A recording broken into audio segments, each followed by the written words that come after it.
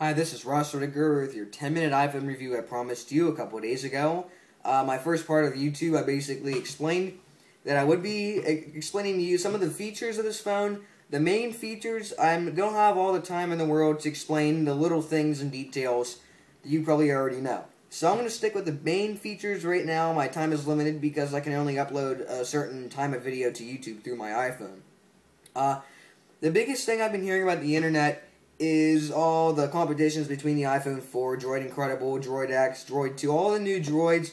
In my opinion, honestly, the iPhone 4 wipes every other droid out that's currently on the market. I can tell you that because this phone is the thinnest smartphone in the world. I've looked that up, and none of those other phones from Verizon can compete with this phone when it comes to that. The only thing that's compatible with those three devices I mentioned is the cameras. 8 megapixel camera versus a 5 megapixel, but truthfully, I did a picture test on the iPhone 4 and the Droid X, and the Droid X has doesn't show as much color on the camera with photos as the iPhone 4 does. The iPhone 4 brings out more color, and now with the HDR function, high dynamic range, which can mix all different kinds of colors into one to make you have an outstanding quality picture, better than the previous technology that was installed on the iPhone 4, which I've tried, and it works very good.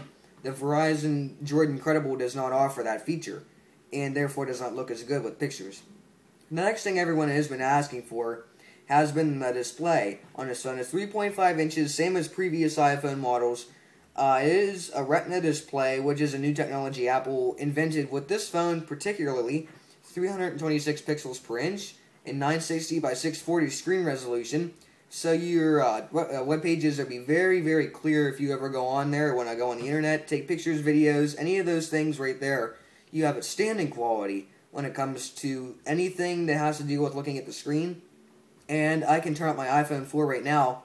I can just take it and turn it up on an angle, like a 180-degree angle, and I'm still able to see that picture on the screen or my home screen. That's a sign this phone was developed correctly. The one thing that Apple did mess up on, though, was this antennas. If you don't have a case with this phone, you can go through Apple Case Program and get a free case. Whenever you buy your iPhone, one of the sales reps will give you the instructions of how to do that. There is an app for that, too. It's available only on the App Store. And without the case, there are two slits in the bottom of the phone. They're more like a black slit. If you cover those two areas up, you have something called the death grip. You will not get a signal at all. I have tested that and tried it, and it does not work. It doesn't work very well. You will completely block your signal. It doesn't really matter how close you are to nearby antennas or anything. It just really does the job. So I recommend you get a case. And even though that Apple made this glass 30 times stronger than regular plastic, the glass, since it is harder, it does not absorb shock as well as previous softer glass does. So it cracks easier.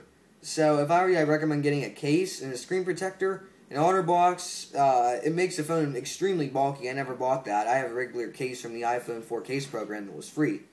But something basic just to protect it from getting scratched or nicked or anything like that. The phones run at a price of $199 for the 16 gig and $299 for the 32 gig.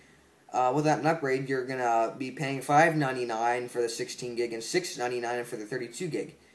The next thing on my list is a camera. Like I said before, there are two cameras, one for FaceTime in the front. I'm not sure on the quality or the pixel on that. I do know it's VGA quality pictures and recording. And the front-facing camera is 5 megapixel with LED flash. It's only a single LED flash. Some people think it was a dual LED flash. Another thing on my topics here, the coverage is fairly good.